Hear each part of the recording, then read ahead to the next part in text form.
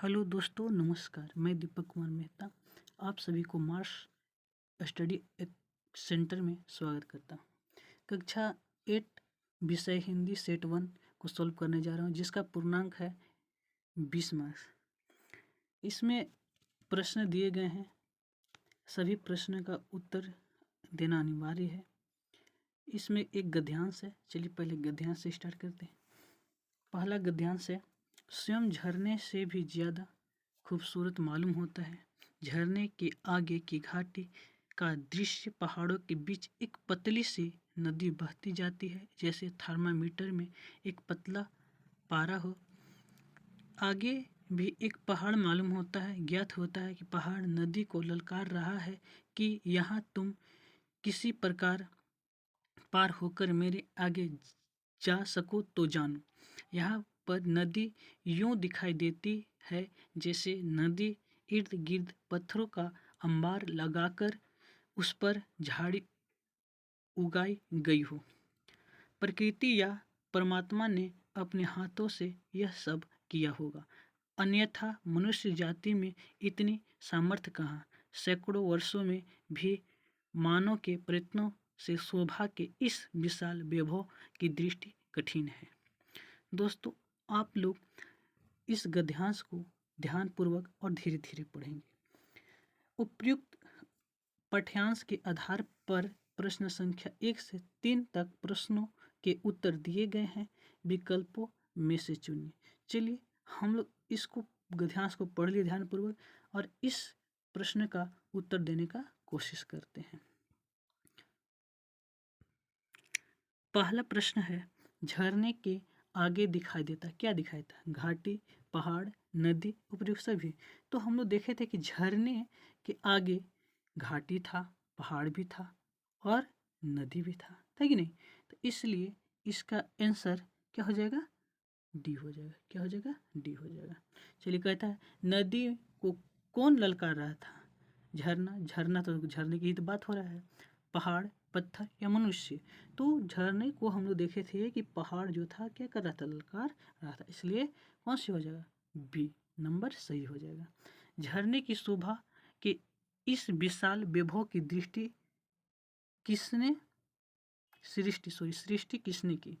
मनुष्य, दानव, प्रकृति या परमात्मा? किसी ने नहीं। तो इसको न तो मानव सृष्टि को निर्माण किया था, न मनुष्य, न और कोई। ये प्रकृति ने स्वयं किए थे ना। तो इसका विशाल वैभव किसका जाएगा? प्रकृति का। इसलिए आंसर क्या आ जाएगा? सी। चलिए हम लोग अब बढ़ते हैं आगे क्वेश्चन नंबर 2 की ओर। विद्यालय के लिए प्रकाशित होने वाली पंख पत्रिका के संपादक को अपनी कविता प्रकाशित करने के लिए लिखे गए पत्र के छूटे हुए अंश को भरिए, जो प्रश्न संख्या 4, 5 तथा 6 के रूप में बॉक्स में क्रमांकित हैं। ये जो पत्र है, अब पत्र को हम लोग पढ़ना है। जो वाक्य छूट गया है उसको क्या करना है? बॉक्स में भर देना है। चलिए आगे पढ़ते हैं। कहता है कि संपादक महोदय, पंख राज्य परियोजना परिषद झारखंड, विषय कविता प्रकाशन के लिए। देखिए हम लोग विषय के बाद क्या लिखते हैं? विषय के बाद हम लोग क्या लिखते हैं? हम लोग या तो महाशय लिखते हैं। क्या लिखते हैं? महाशय या महोदय। क्या लिखते हैं? महोदय। यही लिखते हैं ना, यही लिखते हैं हम लोग। ठीक है। चलिए उसके बाद आप लोग को बता रहा है, क्या बता रहा है? कह रहा है कि मैं अपनी प्रतिष्ठित पत्रिका क्या नाम था? पंख ना। तो हम लोग क्या लिखेंगे यहाँ पे? पंख लिखेंगे। क्या लिखेंगे? पंख। यहाँ पर लिखेंगे पंख। पंख पंचम क्या भरा जाएगा? पंख भरा जाएगा। पंचम में पंख भरा जाएगा। का कई वर्षों से पाठक हूँ। मैं इस पत्रिका के प्रकाशन के लिए अपनी कविता नन्ही चिड़िया भेज रहा हूँ। यह मेरी ये क्या यहाँ भरेगा? 6 नंबर 6 में क्या भरा जाएगा? 6 में भरा जाएगा मौलिक रचना। क्या भरा जाएगा? मौलिक रचना। 6 में क्या भरा जाएगा? मौलिक रचना। और अन्यत्र प्रकाशित नहीं हुई है, इसे सत्यापित करने के लिए मेरे हिंदी अध्यापक का प्रमाण पत्र संलग्न है ना। कहता है आगे, आशा है आप यथाशीघ्र मेरी कविता को अपनी पत्रिका में प्रकाशित करेंगे। यहाँ धन्यवाद संलग्न है। क्या क्या संलग्न है भाई? कविता के नन्ही चिड़िया संलग्न है, और दूसरा में है हिंदी अध्यापक का प्रमाण पत्र है। उसके बाद हम लोग जो लास्ट में लिखते थे वो लिखते थे, यहाँ पर विश्वास भजन लिखा गया है, आदित्य सिन्हा, कक्षा 8 राजकीय मध्य विद्यालय रांची। प्रश्न नंबर 4 क्या होगा? महाशया महोदया, या महाशय या महोदय। सी आदरणीय या नमस्ते। तो हम लोग क्या देखे थे, क्या भरे थे? हम लोग भरे थे महाशय या महोदय। क्या हो जाएगा इसका आंसर? बी हो जाएगा। इसका आंसर क्या हो जाएगा? बी हो जाएगा। चलिए, अब कह रहा है कि हम लोग पंचम भरे थे, क्या भरे थे? पंख भरे थे ना, तो इसका आंसर क्या हो जाएगा? पंख। फिर हम लोग छठा में क्या भरे थे? मौलिक। क्या हो जाएगा? मौलिक। चलिए आगे कह रहा है, नीचे लिखे गए गद्यांश को ध्यानपूर्वक पढ़िए और प्रश्न 7 एवं 8 के उत्तर सही विकल्प चुनकर दीजिए। चलिए पढ़ते हैं हम लोग। चाहे गांव हो या शहर, एक पड़ोसी ही दूसरे पड़ोसी के सुख दुख में साथ देता है। वह जन्मदिन तथा विवाह आदि संस्कृति शुभ अवसरों पर हमारे सुख में निष्कपट भाव से शामिल होता है, और विपत्ति के समय भी वह हमारी दाहिने बाह बनकर सहारा देता है। हम लोग इस गद्यांश को पढ़ लिए। आगे चलिए प्रश्न पढ़ते हैं। गद्यांश के लिए एक उपयुक्त शीर्षक बताइए। कहता है ए में जन्मदिन, विवाह, गांव या पड़ोसी का महत्व।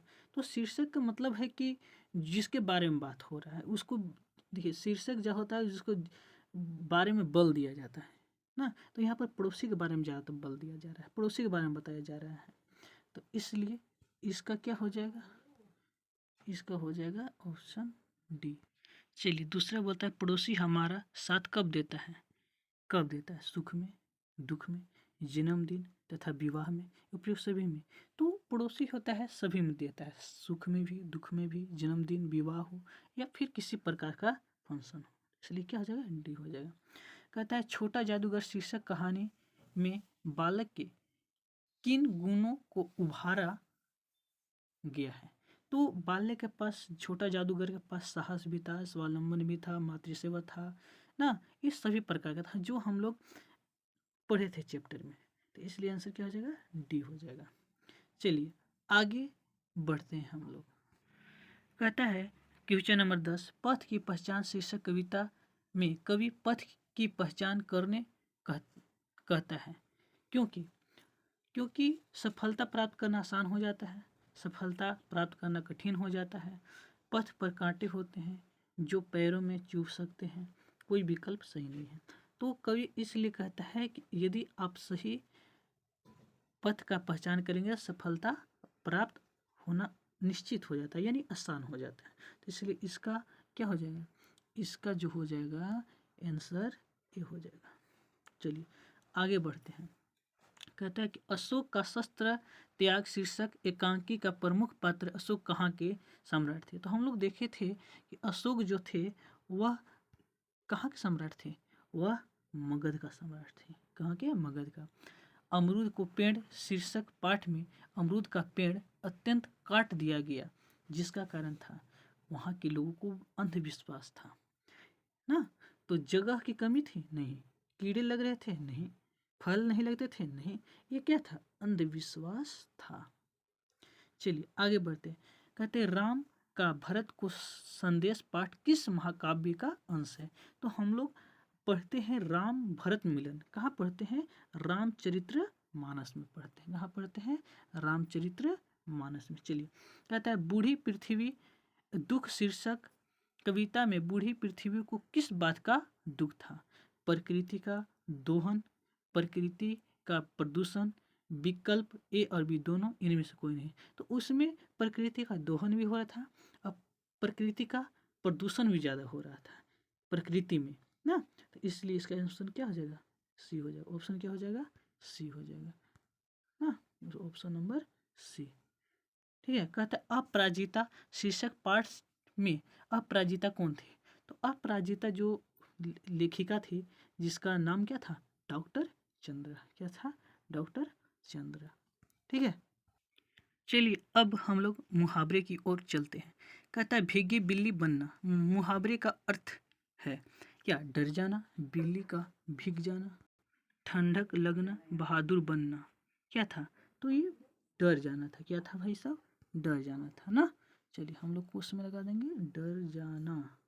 चलिए आगे बढ़ते हैं। क्वेश्चन नंबर 17 कहता है परोपकार का संधि विच्छेद कीजिए। परोपकार यानी पर जोड़ उपकार। क्या होता है, पर जोड़ उपकार ना। तो इसलिए आंसर क्या हो जाएगा, इसका आंसर हो जाएगा बी। क्वेश्चन नंबर 18 कहता है विलोम शब्द चुनिए।